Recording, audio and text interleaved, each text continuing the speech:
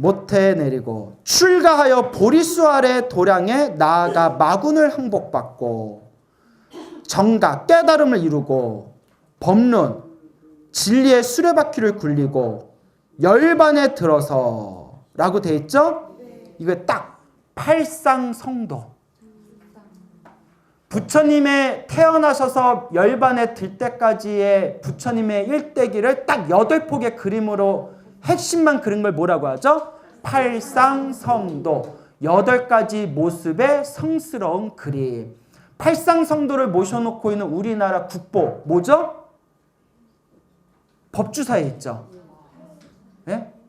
팔상전. 와줘서 고마워요. 그래요. 내가 질문을 하지 말아야 되는데. 시방국토에서 마침내 일체 모든 불사를 이루는 것을 나타낼 것이다 라고 되어 있죠. 진신과 응신. 진신은 법신이라고도 하고요, 응신은 화신이라고도 해요. 진신, 법신은 눈으로 본다 못 본다. 눈으로 볼 수 없고 귀로 들을 수 없고 코로 냄새 맡을 수 없고 손으로 만질 수 없는 깨달음의 몸 그 자체예요. 그래서 억지로 비유해서 허공과 같다. 법신은 허공과 같다. 이런 표현이 있습니다. 알겠죠? 허공은 눈으로 볼 수 있어요, 없어요? 허공은 눈으로 볼 수 없고 냄새 맡을 수 없고 소리로 들을 수 없고 손으로 만질 수가 없잖아요. 그와 같이 완전한 깨달음의 몸. 그렇지만 중생을 제도하기 위해서 눈으로 볼 수 있고 귀로 들을 수 있고 코로 냄새 맡을 수 있고 손으로 만질 수 있는 몸으로 낮추신 몸을 무슨 몸이라고 한다? 예, 색신. 그리고 그러한 색신이 중생들을 제도하기 위해서 낮추신 몸을 응신이라고도 하고 화신이라고도 부른다. 알겠죠? 이러한 두 불신을 갖추면 이것이 초발심주의 지위에 들어가는 보살이 되는 것이다 라고 돼 있죠.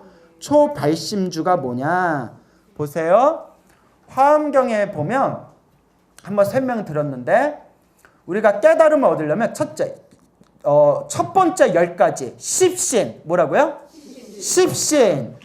그 다음에 십주 10가지 머무름 십주 십행 십회양 십지. 그럼 벌써 몇십 개예요? 50개의 위가 이제 50개 이제 위에 완전한 깨달음의 경지인 묘각이 펼쳐져요. 뭐가 펼쳐진다? 묘각. 아시겠습니까? 그래서 십지 위에 등각이 있다라고도 설하는 분들이 있어요. 십지 위에 바로 깨달음을 얻는다라는 내용도 있고요. 이제 스님들 주석서 따라서 또 우리 보통은 52위라고 해가지고 시신, 십주, 십행, 십회양, 십지하고 십지 위에 뭐가 있다? 등각. 등각은 같을 등. 거의 부처님하고 같다는 거예요. 같을 등. 거의 같다. 근데 거의예요. 거의. 완전히 부처님이 되는 걸 무슨 각이라고 한다? 묘각. 예, 정각이라고 해도 되지만 묘각이라고 표현해요. 묘각. 따라해보세요. 십진, 십신, 십주, 십행, 십회양, 십지, 등각, 묘각. 예, 그래서 52위, 52단계라고 표현을 하거든요. 알겠습니까? 근데 책마다 내용이 좀 달라요. 예, 그런데 대승보살 수행의 첫걸음이 사실 십주의 첫 번째부터 시작한대요. 어디서부터? 십주의 첫 번째부터 시작한대요. 그럼 뭐가 빠졌어요? 십신이 빠졌죠. 십신부터 시작해야 되는데 왜 십주의 첫 번째부터 시작하느냐? 십주의 첫 번째가 초발심주예요. 초발심주. 십신은 왜 빠졌냐? 십신의 신자를 믿을 신이에요. 무슨 신? 이미 믿었다는 거예요. 이미 믿었단 완전히 10가지의 완전한 믿음을 성취했다는 전제하에서 대승보살의 첫걸음의 수행이 십주, 초발심주, 첫 번째 발심주부터 시작한다는 거예요. 그 말은 우리는 완전한 10가지 믿음이 있을까요? 없을까요? 없을 것 같은데 뭐 고민을 해. 우리는 아직 첫걸음도 못 들어갔다는 거예요. 그래서 대승보살, 대승수행자의 첫걸음인 초발심주, 첫걸음에 이미 무엇을 이뤘다? 정각을 이뤘다.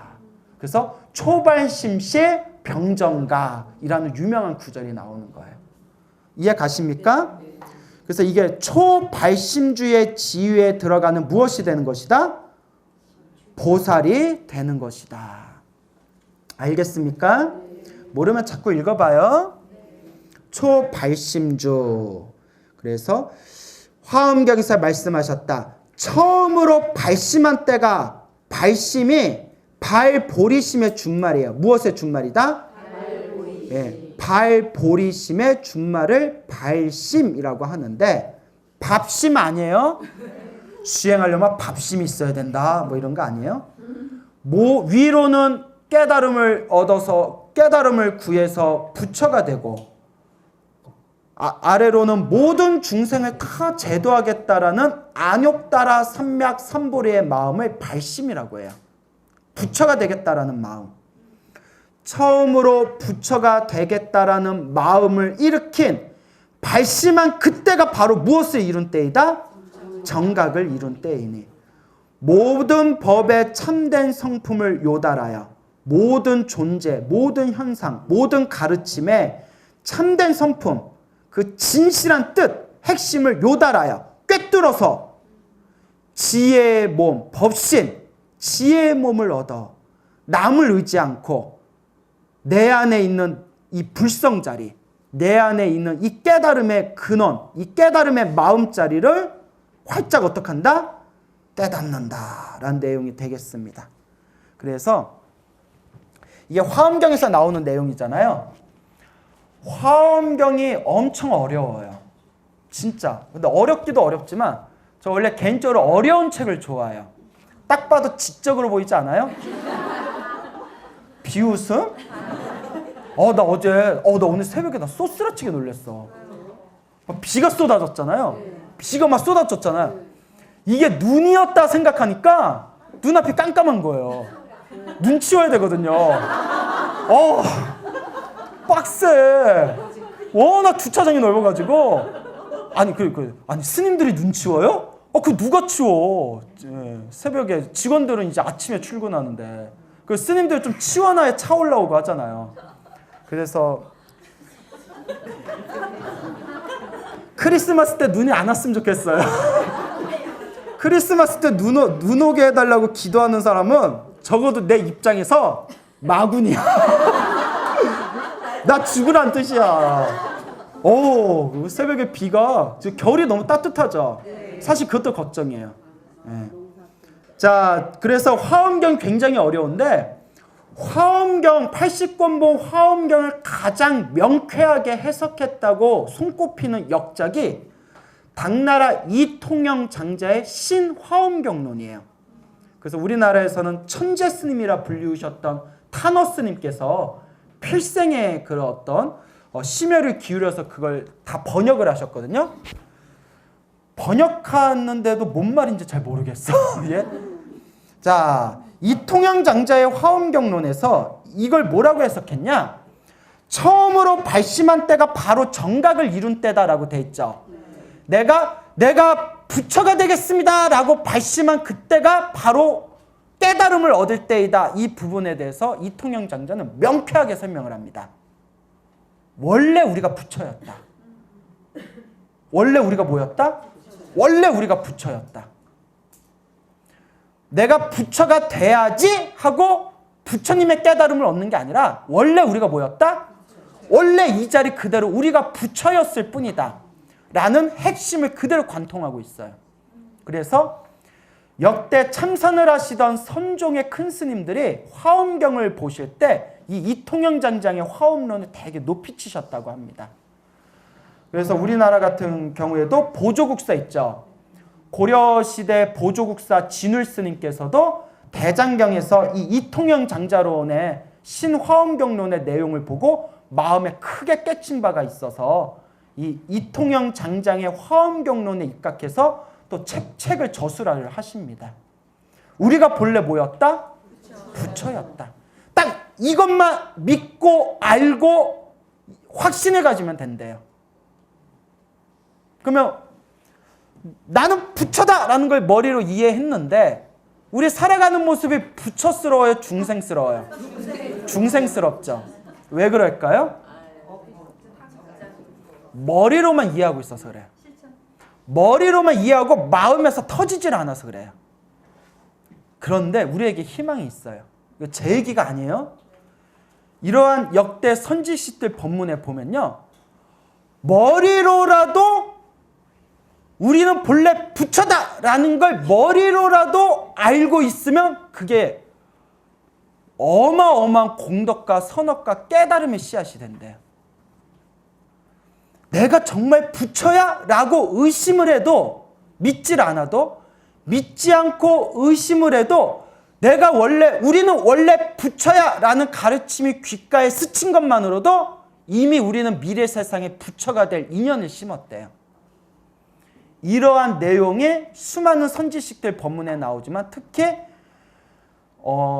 중국 선종의 큰 보물이었던 영명 연수화상의 종경록 100권에 책이 100권이에요. 종경록 100권에 우리는 본래 부처다. 그리고 이해하지 못하고 알아듣지 못해도 본래 우리가 부처다라는 가르침이 귓가에 스친 것만으로도 우리는 이미 미래 세상에 깨달음을 얻는 인연에 다 심게 되었다라는 내용이 종경록에서 줄기차게 강조되고 있습니다. 믿습니까, 여러분? 믿습니까?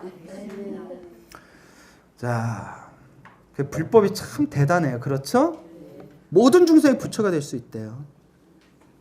지옥에 떨어진 중생도 부처가 될까요? 못 될까요? 이야, 그러니까요. 지옥에 떨어진 흉악한 사람도 언젠가는 부처가 될 수 있대요. 그 근거가 뭐냐? 중생이 지옥에 떨어졌건 천상계에 태어났건 인간으로 살건 축생으로 살건 중생의 마음 본래 마음 자체가 바로 무엇이다? 불성, 부처의 성품이 이미 있다. 이미 부처의 성품이 있는데 어찌 부처가 되지 못하겠는가? 라는 무한 긍정의 가르침을 펼치고 있는 게 바로 무엇이다? 불법이라는 것입니다. 알겠습니까? 그래서 이러한 소중한 부처님의 가르침을 우리가 자꾸 닦아나가야 됩니다. 또한 이르시기를 초발심보살이 바로 무엇이다? 부처님이다. 초발심, 처음 발심한 보살. 또 열반경에서 말씀하셨다.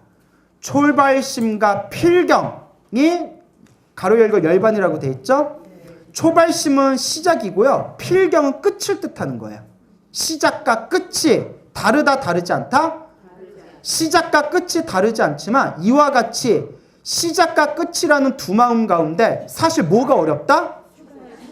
네. 왜냐? 초발심만 일으키면 우리는 언젠간 결국 부처가 될 수 있다는 거예요. 그런데 중생들이 그 초발심 일으키기가 힘들대요. 나는 부처다!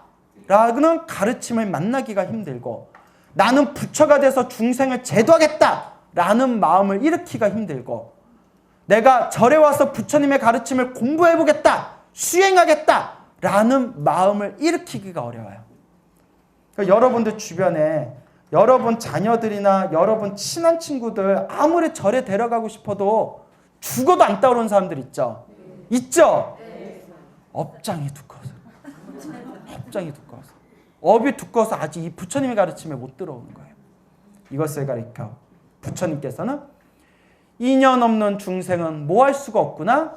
제도할 수가 없구나 라는 유명한 말씀을 남깁니다. 인연 없는 중생은 뭐 할 수가 없구나? 그때 인연 없는 중생 앞에서 절에 오라고 하지 마세요.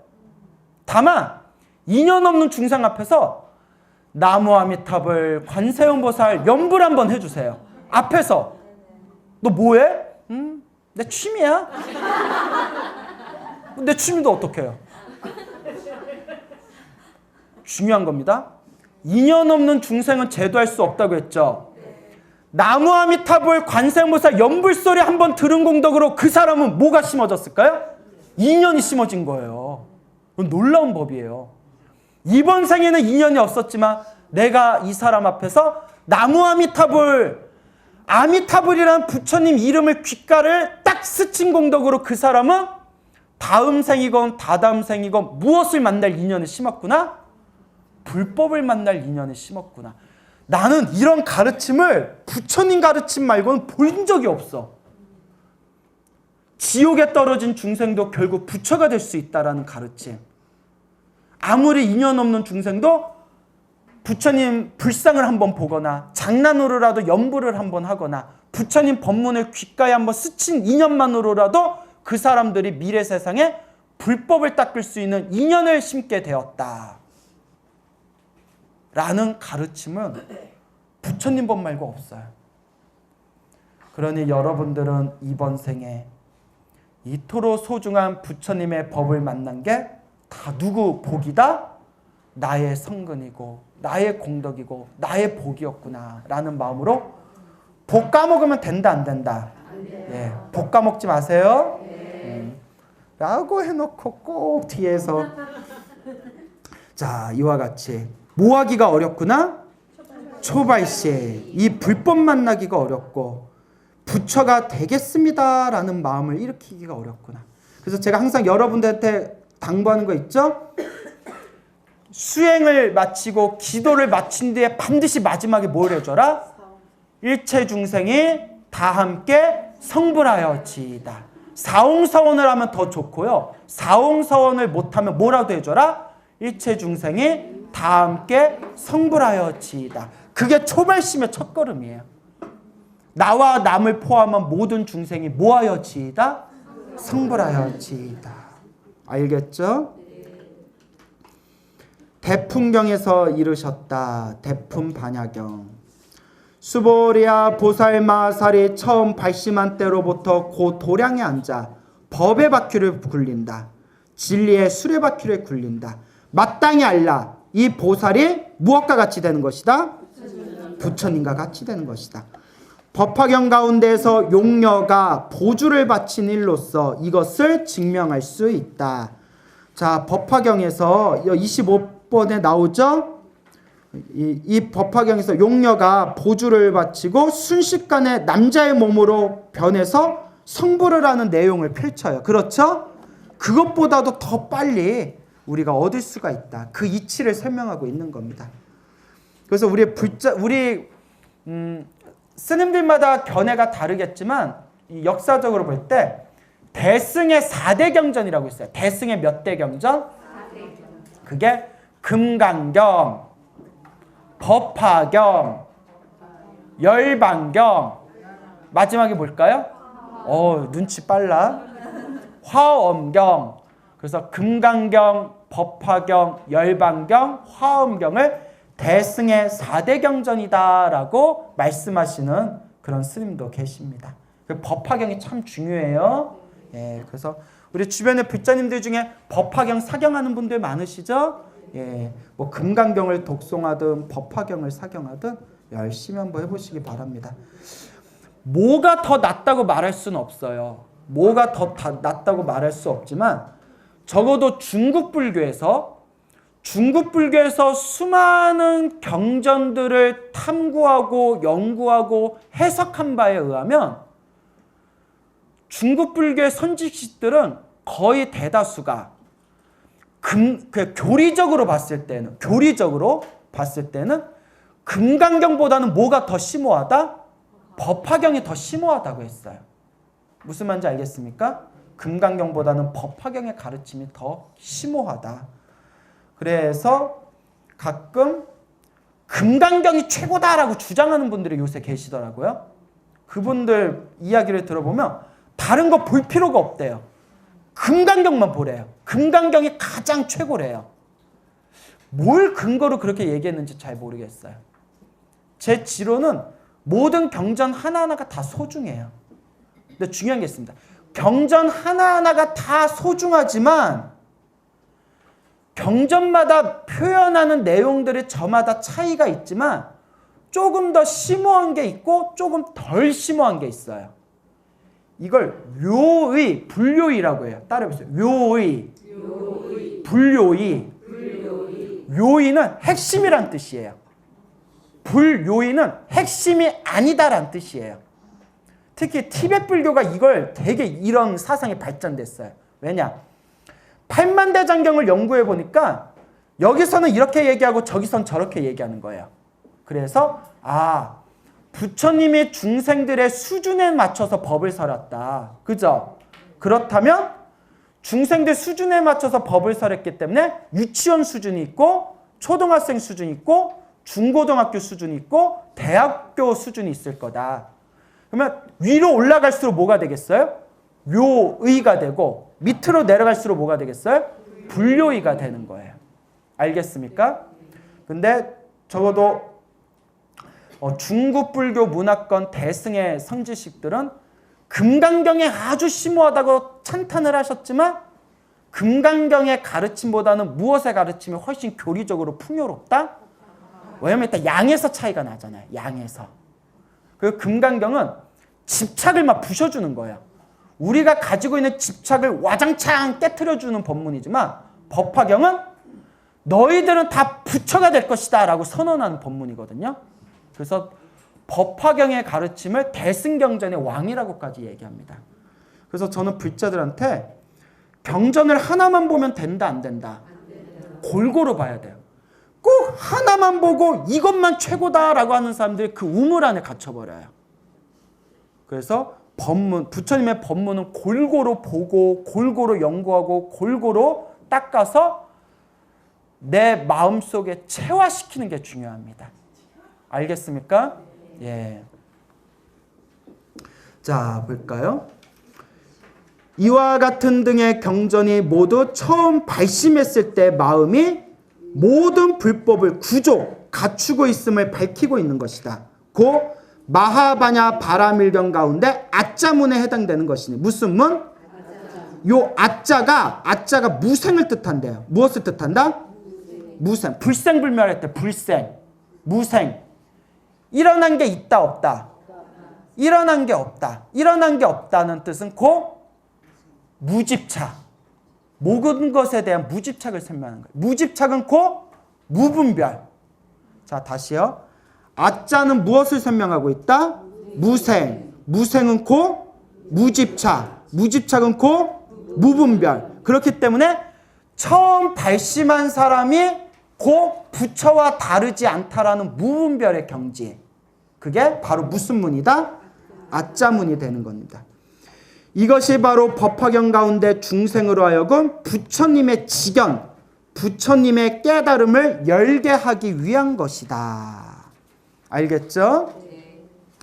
열반경 가운데서는 불성을 보는 까닭에 대열반에 머무른다고 하셨고, 불성을 보니 어디에 머무른다? 대열반에 머무르고, 이상으로 간략하게 초심의 보살이 지관을 수행함을 인하여 성과를 징득하는 모양을 설하였다라고 돼 있죠? 자, 다음에 초심이 나왔으니까 다음은 무슨 심이에요? 후심. 초심을 이제 완전히 일으킨 보살이 그 후심의 과를 징득하는 모양을 밝힌다. 이렇게 이해하면 돼요. 초심은, 그러니까 후심 전을 전심이라고 해봅시다. 무슨 심? 전심, 전후. 전심은 일단 머리로는 이해한 거예요. 뭐라고요? 이치로는 이해했지만, 그러니까 이치로는 처음 마음을 낸 보살이 곧 무엇이 되는 것이다? 부처가 되는 것이다 라고 이론적으로는 이해했지만 아직 뭐가 부족한 경지일까요? 따끔이 부족한 경지예요. 아세요? 그래서 이걸 따라했어요. 선호 후수. 선호, 먼저 깨닫고 후수, 뒤에 닦아나간다. 이해 가세요?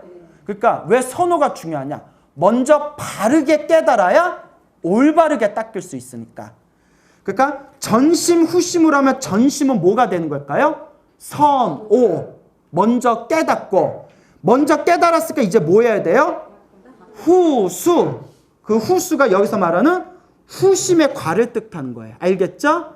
그럼 이제 구체적으로 어떻게 닦아야 되느냐? 후심으로 징득하는 경계는 알 수 없지만, 이건 이제 겸손의 표현이에요. 후심으로 징득하는 경계는 우리가 완전히 닦아야만 알 수 있는 경지라서 지금 우리가 헤아릴 수 있다 없다? 헤아릴 수는 없지만 지금 가르침에서 지금 경전의 이론으로 밝히신 것으로 미루어 본다면, 이론적으로 본다면 마침내 결국은 무엇의 법을 떠나지 않는다?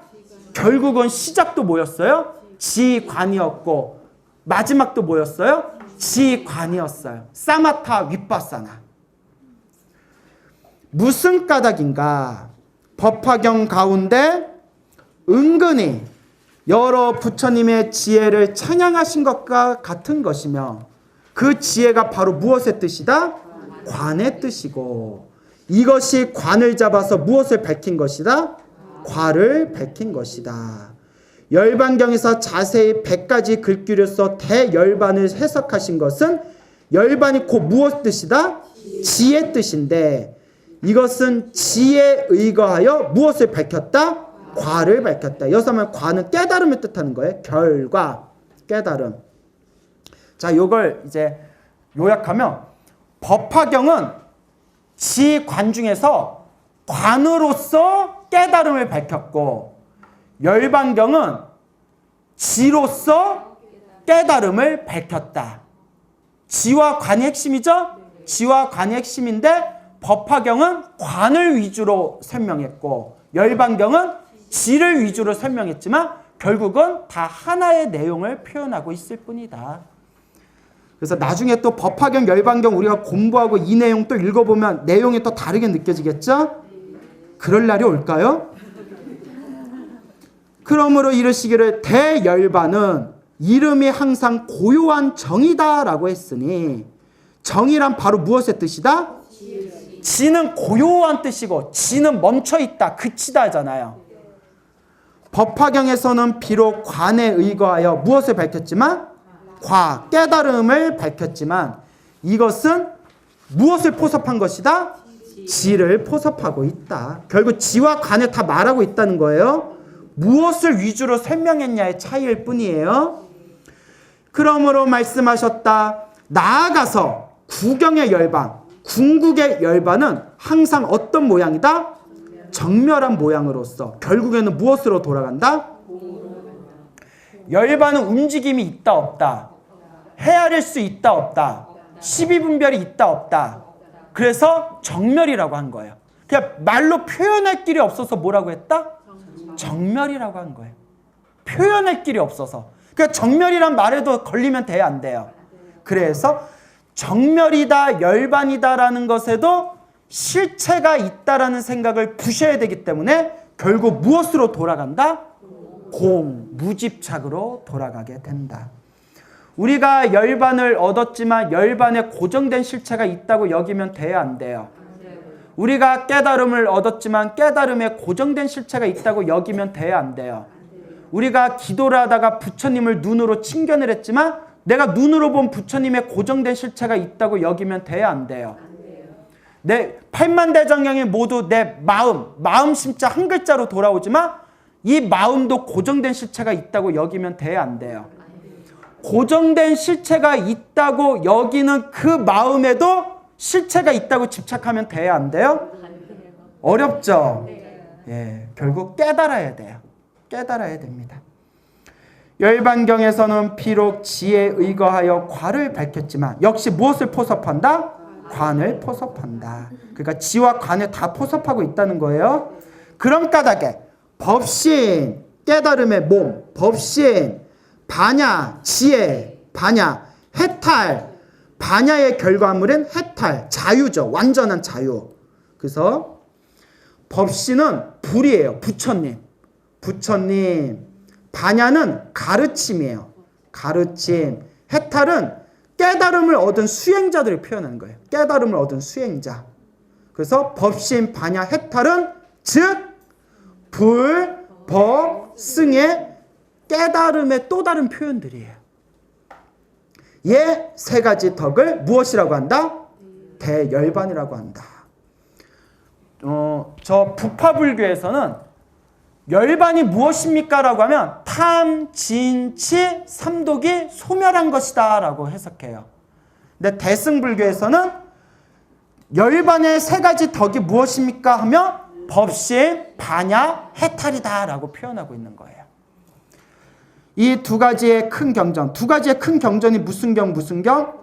법화경, 열반경은 비록 그 문장의 표현이 같지 않더라도 모두 다 지와 관의 두 문에 의거하지 않은 것이 없다. 그렇죠? 자 보세요. 법화경은 지와 관 중에서 관을 강조하면서 깨달음을 표현했고, 열반경은 지를 강조해서 깨달음을 표현했고, 하지만 그 깨달음에도 집착하지 말라고 가르치는 경전은 금강경이고, 맞죠? 금강경, 법화경, 열반경의 가르침을 깨닫기 위해서 우리 중생이 어떻게 보살행을 펼치면서 닦아야 되는가를 궁극적으로 설하고 있는 경전이 무슨 경이다? 화엄경이다. 이해 가십니까? 이게 다 통하는 거예요. 다 부처님의 가르침이 이와 같이 통하네요. 그 구경을 판별하는데 선정과 지혜의 몇 가지 법을, 두 가지 법을 함께 근거로 하여 그 과를 밝히고 있다. 궁극의 깨달음의 경지를 밝히고 있다. 수행자는 마땅히 알아라. 처음과 중간과 마지막의 관은, 깨달음은 모두 다 뭐한 것이다? 실컷 말해놓고 마지막에 뭐한 것이다? 네, 헤아릴 수가 없다. 근데 우리가 그래요. 불가사의한 것을, 헤아릴 수 없는 것을 억지로 중생들한테 이해시키기 위해서 언어로 설명을 했지만 결국 우리는 자꾸 뭐에 걸려버려요? 언어에 걸려버려요. 마지막에 강조하는 거예요. 결국 깨달음은 뭐한 것이다?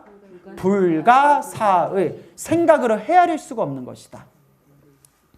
따라서 새로 번역한 금강명경에서 말씀하셨다.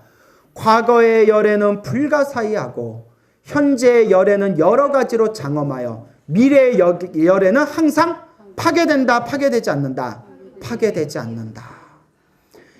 이와 같이 모두 다 지관의 두 마음을 수행하는 것에 의거하여 결국 지, 관, 이 두 가지에 의거하여 그 과를 설하였다. 그 깨달음을 설하였다.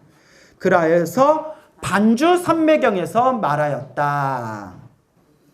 모든 부처님께서는 마음으로부터 해탈을 얻으셨으니 마음이 청정한 것을 무엇이라고 부른다? 무구, 때가 없다라고 이름한다.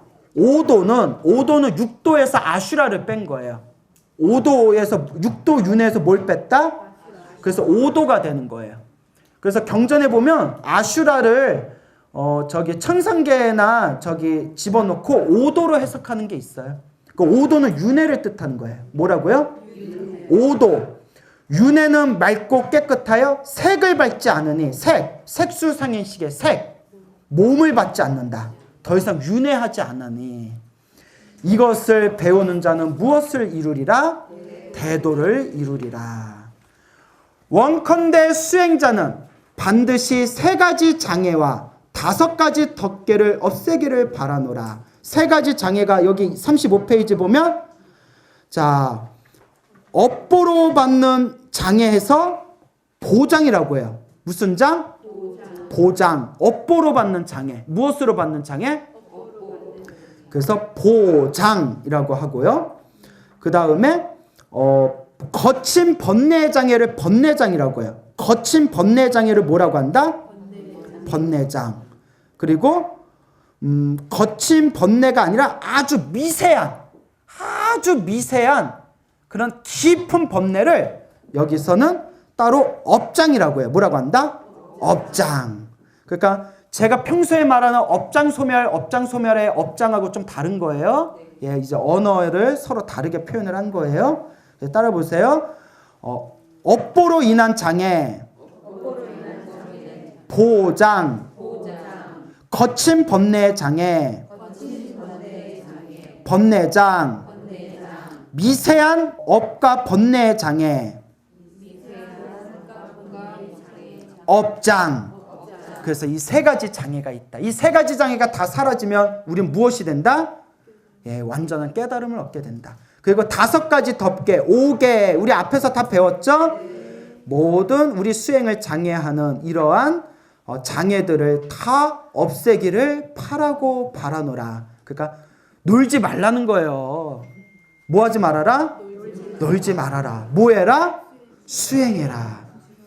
만약 이러한 번뇌와 망상과 망념과 장애 등을 제거하지 못한다면 비록 겉으로는 부지런히 노력을 하더라도 결국은 아무런 이익이 없을 것이다. 그러니 열심히 진실하게 수행하여라 라는 간곡한 선지식의 말씀이 되겠습니다. 이상으로 수습, 지관, 좌선, 법요를 마치겠습니다. 성불하십시오.